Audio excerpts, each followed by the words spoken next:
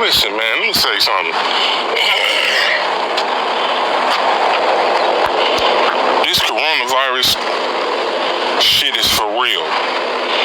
And we out here as public workers doing our job, trying to make an honest living, take care of our families. But for you to get on the bus and stand on the bus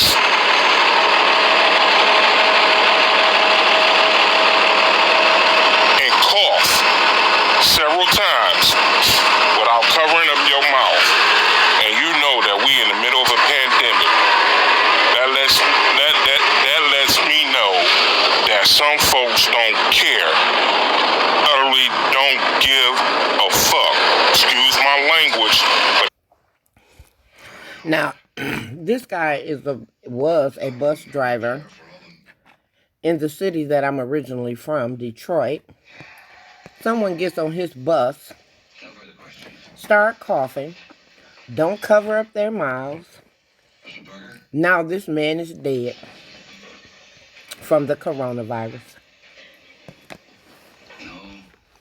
No questions. If you had inherited your grandmother's formula. I kept my mouth closed.